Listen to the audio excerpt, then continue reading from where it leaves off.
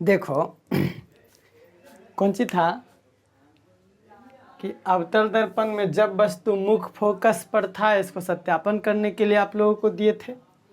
खैर आगे बढ़ते हैं हम लोग। अब की क्वेश्चन है अवतल दर्पण में जब वस्तु, तो सबसे पहले तो हमको अवतल दर्पण बनाना ही होगा। ठीक है, देखिए तो अवतल दर्पण, अवतल दर्पण बना लिए है ना। बीच में ध्रुव होता है। दर्पण के ज्यामितीय मध्यबिंदु को ध्रुव कहते हैं। अच्छा, स्केल। दर्पण जिस खोखले गोले का भाग होता है, ए लो करो वहाँ अरे लुलू, ठीक है। तो ये अवतल दर्पण, और अवतल दर्पण ये मान लो वक्रता केंद्र सी, मिलाने वाली रेखा को, लगता है गड़बड़ है, ऊंचा में पड़ गया है, तो देख लेते हैं। ठीक हो सीधा? अरे यार कैसे इस हो जाता है।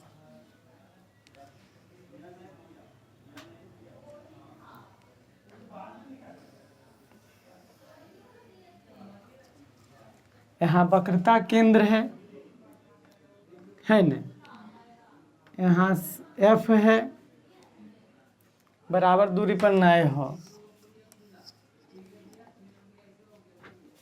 बहुत छोटा दूरी पर है ना। देखो तो यहाँ होना चाहिए सी, यहाँ अब बराबर हुआ देखो तो बराबर दूरी पर है। तो वस्तु कहाँ है? मुख फोकस और ध्रुव फोकस पर कल बताए थे। अब मुख फोकस और ध्रुव के बीच कहीं भी रख देंगे वस्तु को। मान लिया जाए यहाँ रख देते हैं वस्तु को, ठीक। तो प्रधान अक्ष के समानांतर आपतित किरणें दर्पण से परावर्तन के बाद मुख फोकस से गुजरती है या गुजरती हुई मालूम पड़ती है ना। मुख फोकस से गुजरती है, सही है। कि प्रधान अक्ष से समानांतर आपतित किरण इधर गया दर्पण की ओर, दर्पण से परावर्तन के बाद इधर लौट गया।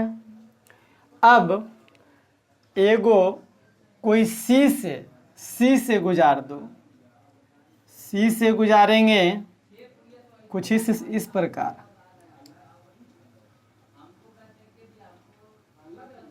ठीक है।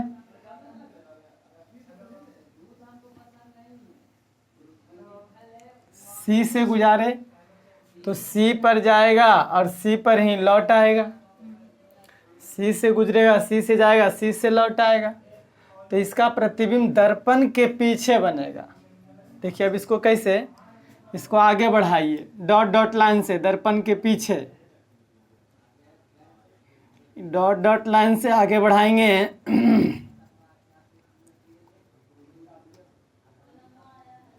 यहाँ तक बढ़ाए। इस भी line co dot dot line से पीछे बढ़ाएंगे,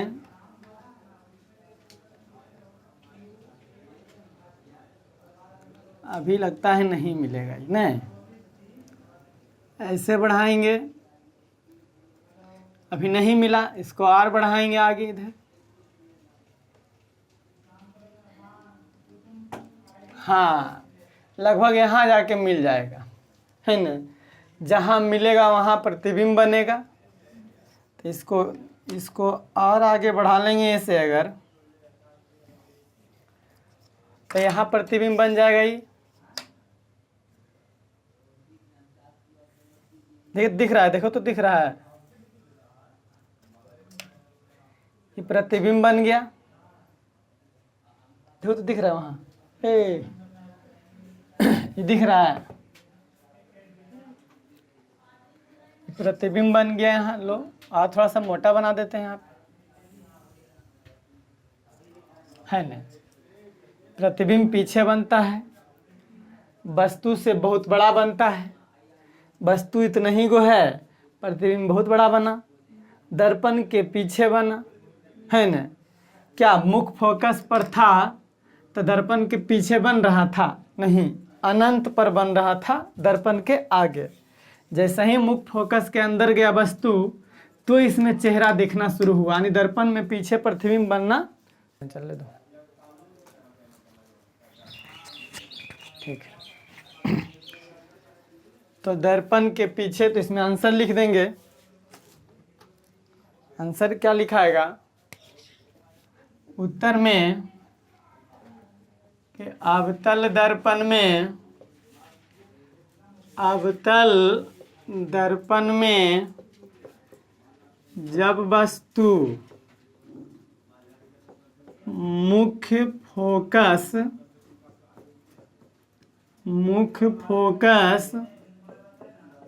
और ध्रुव के बीच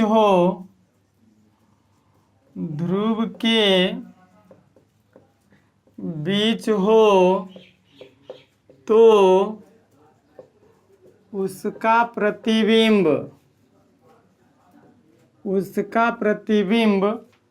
दर्पण के पीछे सीधा, है न, दर्पण के पीछे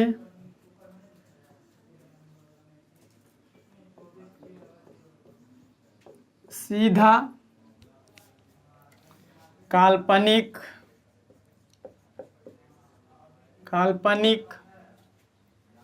तथा वस्तु से बड़ा बनता है। वस्तु से क्या बनता है? बड़ा बनता है। आंसर कंप्लीट, है न। यहीं तक आंसर इसका। देखिए, क्वेश्चन ऐसा पूछा जाता है कि अवतल दर्पण में लोग हजामती का प्रयोग करते हैं, क्यों? और अवतल दर्पण में व्यक्ति को कहाँ रखा जाता है कि उसका प्रतिबिंब दर्पण में बने? तो जब कभी नाई जो है हजामत बनाता है, निबाल बनाता है, तो उसमें व्यक्ति को दर्पण के मुख फोकस के अंदर बैठाया जाता है। अगर मुख फोकस के यहाँ बैठा देगा तो इसमें फोटो नहीं बनेगा, उसका प्रतिबिंब नहीं बनेगा।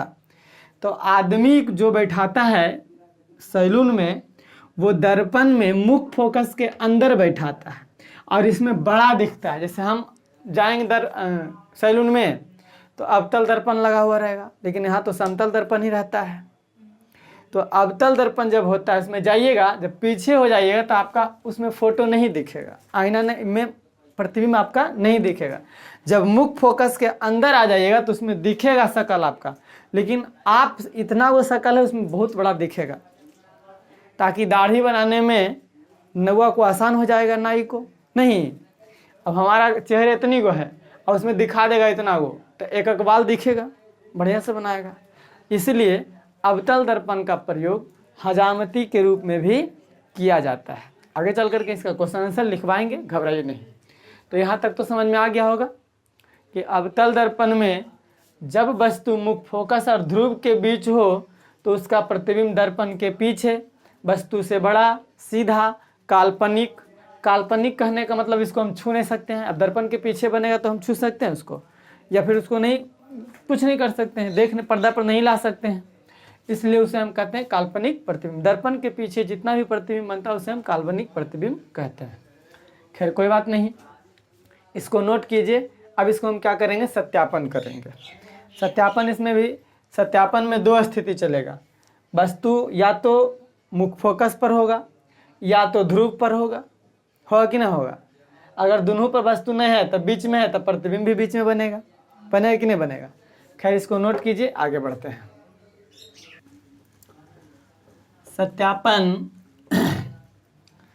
सत्यापन में क्या होगा? स्थिति दो गो इसमें होगा कि ना होगा? अरे बोलो। तो स्थिति फर्स्ट,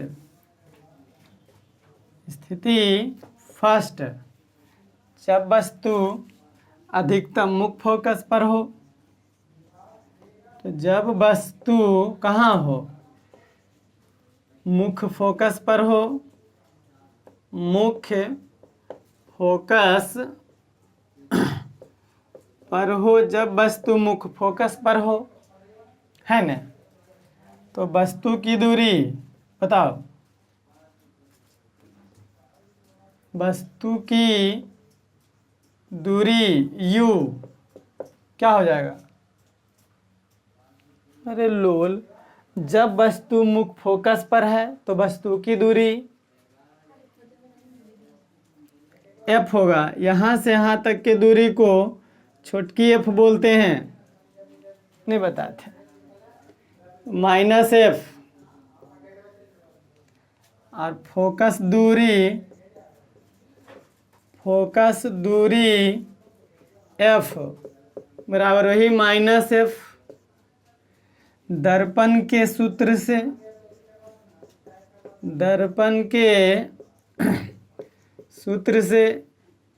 तो 1/v प्लस 1/u बराबर 1/f, 1/f। तो 1/v प्लस 1/u, u बराबर -f, 1/-f बराबर 1/-f। तो 1/v प्लस माइनस 1/f बराबर 1/-f।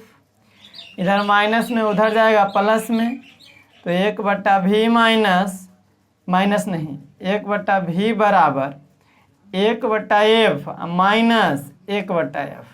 ये वाला माइनस में इधर आ गया प्लस में, ये माइनस में था माइनस में रह गया। तो यहाँ 1/v बराबर एलसीएम f 1 - 1, 1/v बराबर 0/f, 0/f। तो इसका मतलब तिरछा तिरछी गुना करेंगे, तिरछा तिरछी गुना, तो क्या हो जाएगा f, यहाँ 5 नहीं f,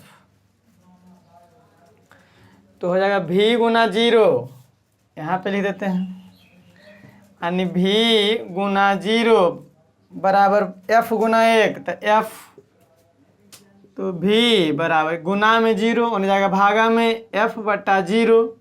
तो v बराबर कोई भी संख्या के नीचे 0 तो अनंत, यानी प्रतिबिंब की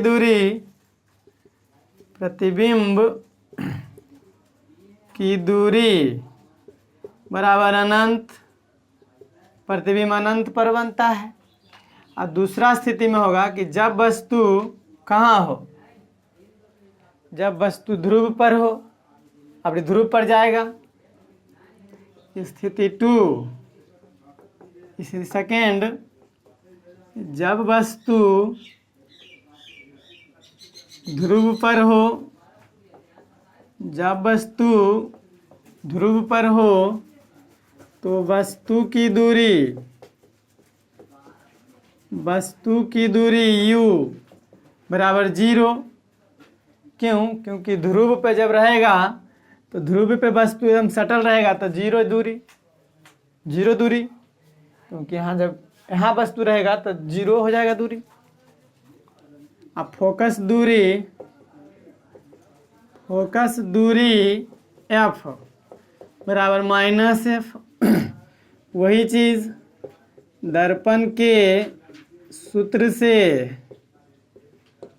तो 1/v प्लस 1/u बराबर 1/f। तो 1/v प्लस 1/0 बराबर 1/f।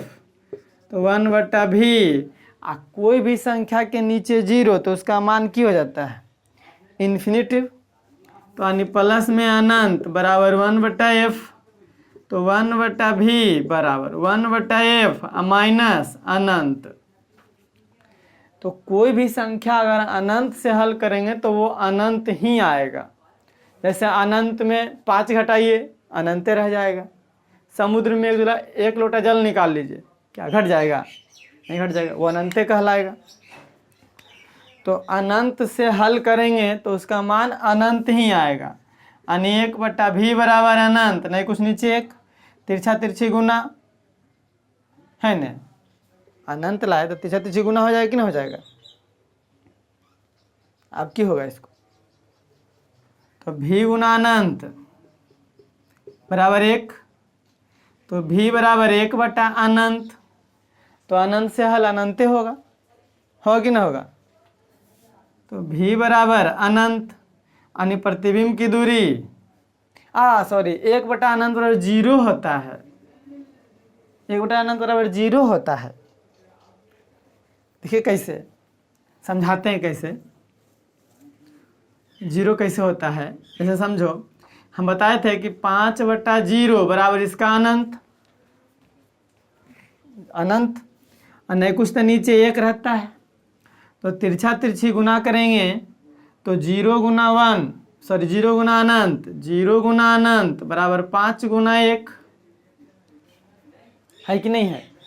तो अब की करो कि गुना में नहीं आएगा भागा में, गुना में नहीं जाएगा भागा में, तो नहीं गड़बड़ा जाएगा नहीं। 0 गुना अनंत 5 गुना 1, ठीक है। तो 0 गुना अनंत बराबर में 5, इन्हें गुना में इन्हें जाएगा भागा में, तो 0 बराबर 5/अनंत।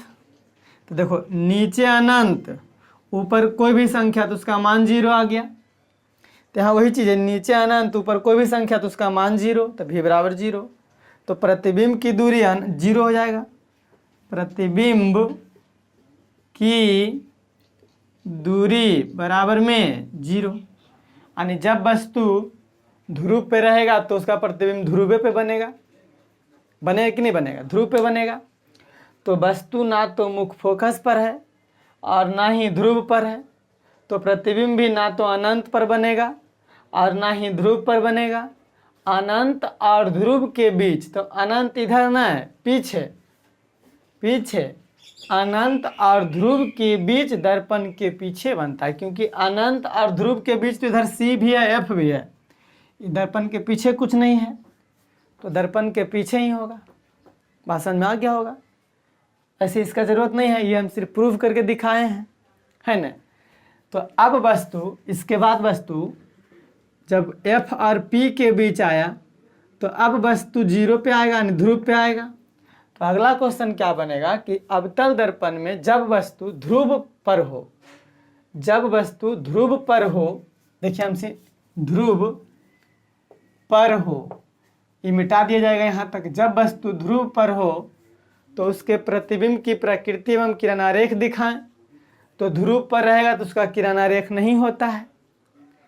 क्यों? क्योंकि वस्तु यहाँ रहेगा ध्रुव पर, तो इसका किरणारेख बनेगा? नहीं बनेगा, उसका किरणारेख नहीं बनता है।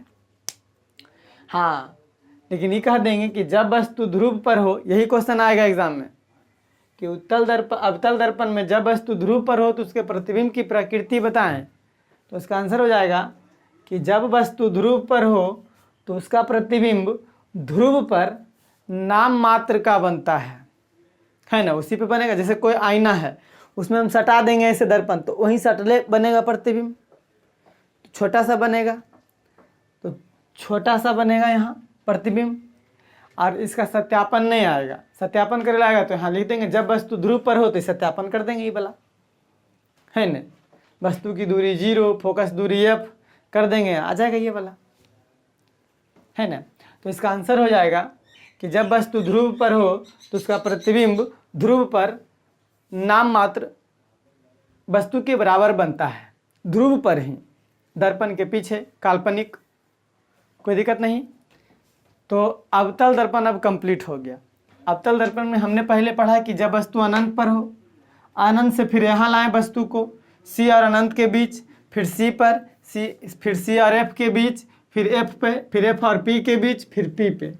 अवतल दर्पण का कहानी समाप्त होता है। अब थोड़ा सा आता है उत्तल दर्पण। अब आता है उत्तल दर्पण में वस्तु की प्रतिबिंब। तो उत्तल दर्पण में वस्तु दो ही जगह रह सकता है, या तो अनंत पर या तो अनंत और ध्रुव के बीच। अभी समझाते हैं कैसे, इसको नोट कीजिए। देखो क्या बताए, अवतल दर्पण में जब वस्तु ध्रुव पर हो तो उसके प्रतिबिंब की प्रकृति एवं किरणारेख दिखाएं। तो उत्तर है अवतल दर्पण में जब वस्तु ध्रुव पर हो तो उसका प्रतिबिंब ध्रुव पर ही बिंदु मात्र सीधा और काल्पनिक बनता है। इसका किरण आरेख नहीं होता है, इसका किरण आरेख, बस इतना ही आंसर इसका हो जाएगा। अब आते हैं उत्तल दर्पण में। यहाँ तक समझ में आया होगा? बिल्कुल समझ में आ गया होगा? नहीं? हाँ, तो उत्तल दर्पण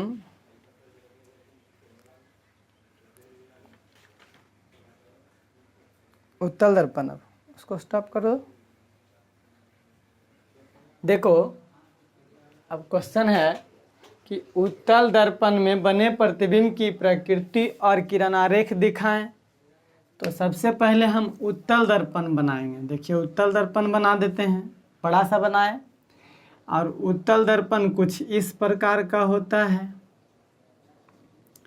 अब इसमें जो शक्ल देखेंगे हम लोग अपने, इसमें फेस जो देखेंगे वो यहाँ ध्रुव, इसमें फेस हम इधर से देखेंगे क्योंकि दर्पण के पीछे वाला भाग कलई किया हुआ है।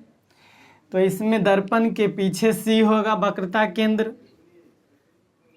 क्यों? क्योंकि दर्पण जिस खोखले गोले का भाग होता है उसके केंद्र को वक्रता केंद्र कहते हैं। और वक्रता केंद्र और ध्रुव को मिलाने वाली रेखाखंड को प्रधान अक्ष या मुख्य अक्ष कहते हैं, है ना जी? तुम भी ध्यान दो, तुम्हें भी काम देगा। इसको सी बोलते हैं। अब बीचों बीच एफ रहेगा। तब तो इसमें वस्तु जो रखाएगा वो दर्पण के आगे ही रखाएगा। ऐसे वस्तु इधरे रहेगा, जब रहेगा यहाँ रहे, चाहे यहाँ चाहे यहाँ चाहे कहीं भी। तो वस्तु इसमें दो जगह रह सकता है। एगो बहुत दूर अनंत पर, यहाँ तो P है, बीच में तो कोई दूरी है नहीं। तो या तो वस्तु अनंत पे रहेगा, या अनंत और P के बीच में रहेगा, या तो P पे रहेगा। 3 स्टेज इसमें बनता है मात्र। तो सबसे पहले जब वस्तु अनंत पर हो, देखिए मान लिया जाए वस्तु अनंत पर हो, तब देखिए कैसे। यहाँ मान लो वस्तु है, सूर्य अनंत पर है, तो कैसे इसका फिगर बनाएंगे हम लोग, जो समझो। तो हम क्या करेंगे, इसमें हम लोग पढ़े हैं दर्पण के परावर्तन के नियम। क्या पढ़े हैं? ऐसे भुला तो जाते हैं मुझे। अगर हम ऐसे डालते हैं तो मुख्य फोकस पर नहीं बनेगा ना।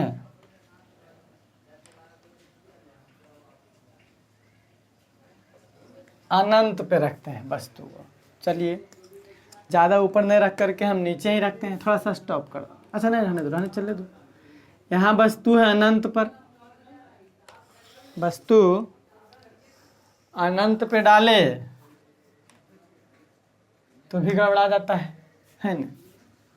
किरण आरेख दिखाएंगे तो वस्तु अगर हम अनंत पे दिखाते हैं सूर्य को, तो इसको हम ऐसे अगर देते हैं आपतित किरण, तो ये परावर्तन लौट जाएगा इसे।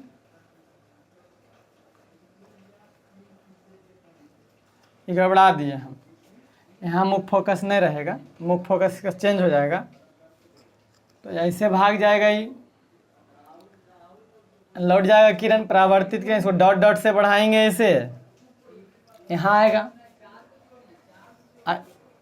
एक किरण को ध्रुव पर ले आइए,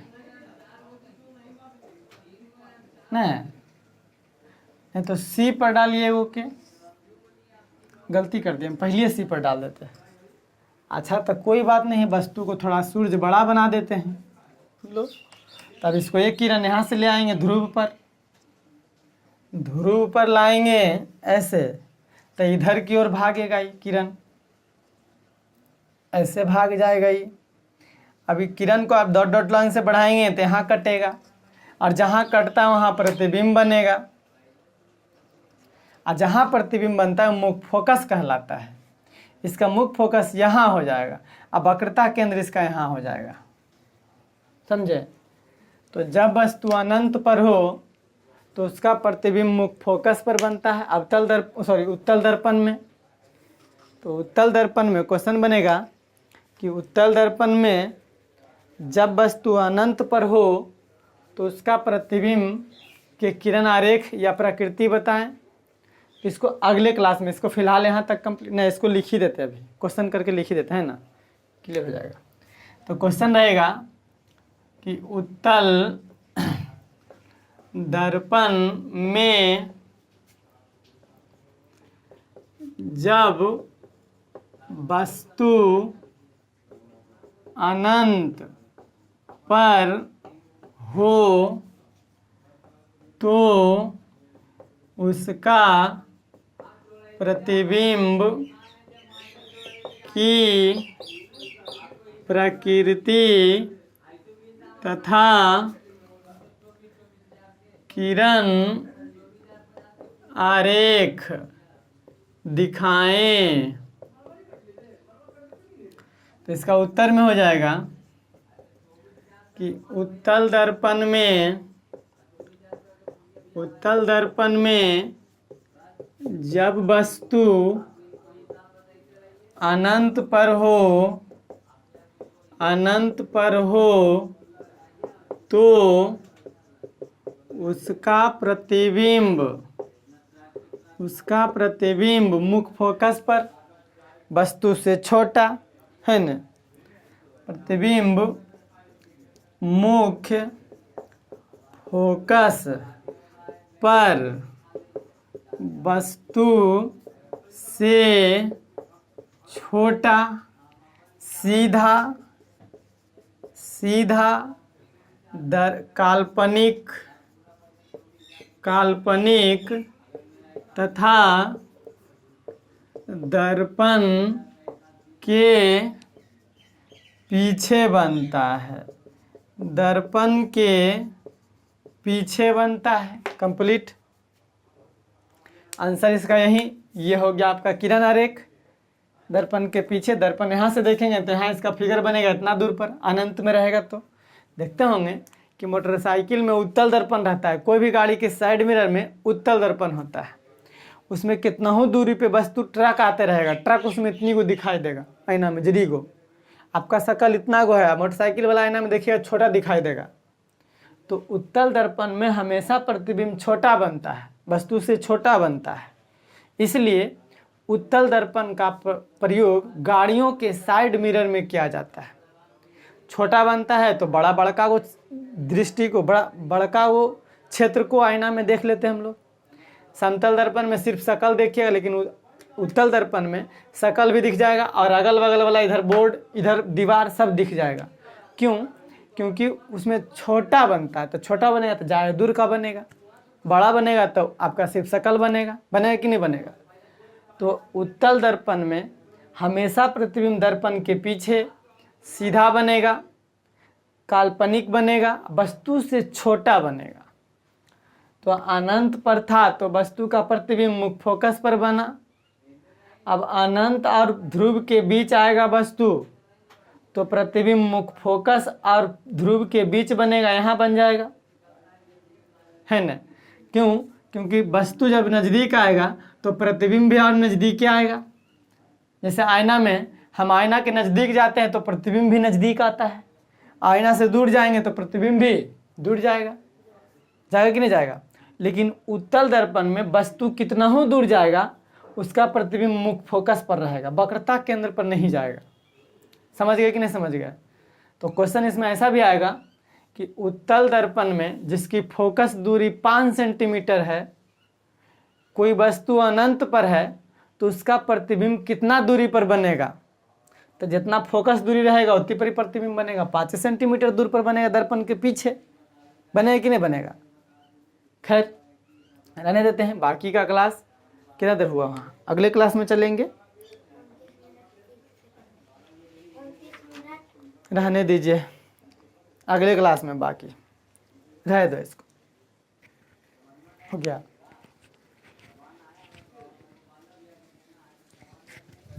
ये गया।